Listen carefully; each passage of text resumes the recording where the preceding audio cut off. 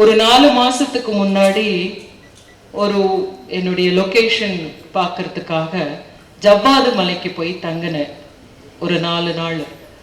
அந்த 4 நாள்ல cellphone tower இல்லாததுனால நெட் இல்லை. அதுக்கப்புறம் மிக முக்கியமாக அங்கே டிவி எதுவுமே இல்லை, சிக்னல்ஸ் வராது போல இருக்கு. அங்கே மிக முக்கியமாக நான் கண்டு கொண்ட விஷயம் என்னவாக இருந்தது என்றால்,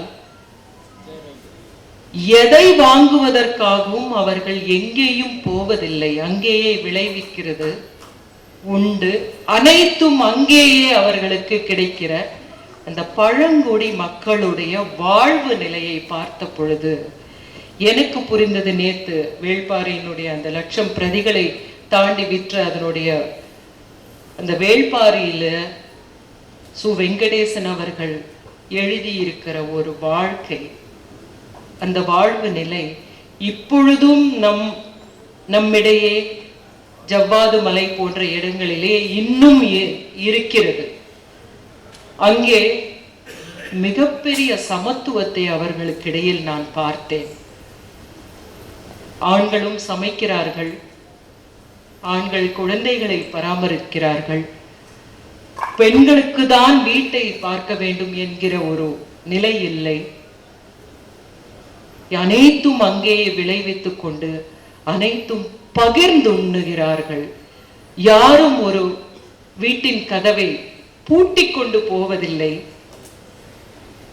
2 இரவுகள் அங்கே இருந்தேன் நான். யார் வீட்டையும் பூட்டிட்டு போகல. இந்த கலை நிகழ்ச்சிகள் எல்லாம் கூத்து, ஒரு நாள் பூரா கூத்து நடந்தது. அதன் பிறகு இந்த சாமிய பால் கொடுத்த எல்லாம் எடுத்துக்கிட்டு போகிற போது யார் மரியாதை பூஜை செய்தார்கள் என்றால்,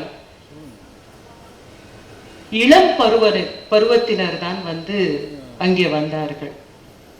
ஒரு ஸ்கூலுக்கு போற 15, 16, 17 வயசு இருக்கிற ஆண் பிள்ளைகள் தான் கால் கழுவி பூஜை செய்யும் பொழுது அவர்கள் முகத்தில் இருக்கும் ஒரு பரவசத்தை நான் பார்த்தேன். இளைய தலைமுறையினரை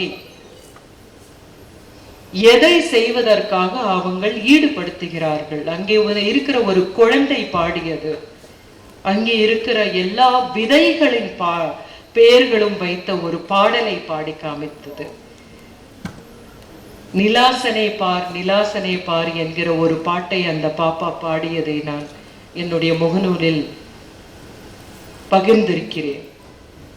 அதுதான் நம்மளுடைய கனவுலகமாக இருக்கிறது என்பதை நான் உணர்ந்து கொண்டேன். அந்த கனவுலகம் இங்கே வெளியே வந்த பொழுது, திரும்பி இந்த நகரத்தினுடைய வாழ்க்கையில வந்த போது அவ்வளவு வித்தியாசம் தெரிந்தது. நாம் பார்க்க நினைப்பது அப்படிப்பட்ட ஒரு மாதிரி உலகத்தை, அந்த மாதிரி உலகத்தை நாம் எட்டிவிட முடியுமா என்று கேட்டோமே என்றால், நம் வாழ்நாளில் எட்டிவிட முடியாதோ என்னமோ, ஆனால் கண்டிப்பாக நம்மால் முடியும் என்பது என் சிறு குழந்தை பருவத்தில் பெண் படிப்பு எதற்கு என்று ஏளனம் செய்த ஒரு தலைமுறையிலிருந்து இன்று பெண்ணுக்கு ஒரு டிகிரி வேணும் அப்படின்னு படிக்க வைக்கிற பெற்றோர்கள் இருக்கிற ஒரு தலைமுறையை நான் பார்க்க நேர்ந்ததில் நான் சொல்கிறேன். எல்லா பாலினத்தவரையும் எப்படி அணுக வேண்டும், எப்படி பார்க்க வேண்டும் என்கிற கண்ணோட்டத்தில் இருக்கிற மாற்றத்தை பார்த்த ஒரு தலைமுறையாக நான் சொல்கிறேன். கண்டிப்பாக நம்மால் மாற்றத்தை கொண்டு வர இயலும். அந்த மாற்றத்தை கொண்டு வருவதற்காக துவங்கப்பட்ட இந்த 50 ஆண்டுக்கு முதலில் துவங்கப்பட்ட எழுத்தாளர்கள், கலைஞர்கள் அனைவரும் ஒத்துக்கொள்வார்கள்.